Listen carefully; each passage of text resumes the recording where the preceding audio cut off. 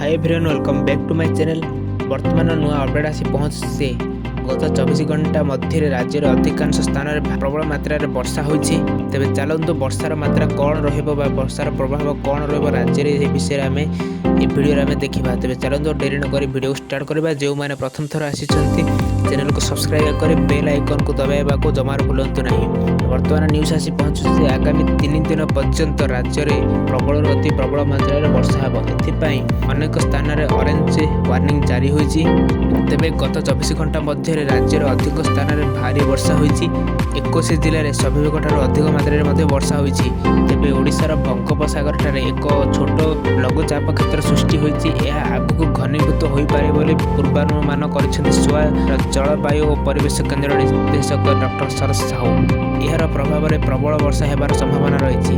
तेबे पुरी गंजाम जगतसिंहपुर केन्द्रापड़ा जाजपुर बौद्ध संबलपुर सोनपुर बरगड़ जिले में अति प्रबल वर्षा होबार आशंका रही। एसहित तलिया अंचल में पानी जमीबार संभावना रही। कच्चा रास्ता प्रभावित हो पारे। घर द्वार जहाँकि कच्चा घर भांगार संभावना रही। अनेक स्थान में पहाड़ में भूस्खलन होबार आशंका रही।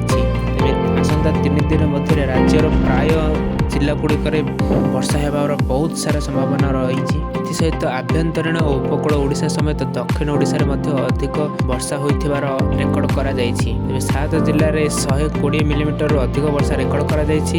तेबे आगामी वर्षा को आखे आगे रखी बहुत सारा डैम गुड़िक पानी निष्कासन कर सूचना करा जायछि एवं वर्तमान किछि स्थान में जल निष्कासन करागले। तो एप्रति आप सतर्क रहा निहती जरूरी।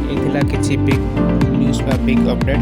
तेबे गत 24 घंटार लगाण वर्षा मध्य बहुत सारा स्थान में जलबंदी होगा सहित भूस्खलन होबार सूचना मिलूँ। एसहित बहुत सारा नदी में जलस्तर मात्रा बढ़ी जाती। किसी मात्रा सतर्क रहा पड़ो। भिडियो टी शेष पर्यटन देखि धन्यवाद। चैनल को सब्सक्राइब न करथिले सब्सक्राइब कर पाखरे बेल आइकन को दबाई दियंतु।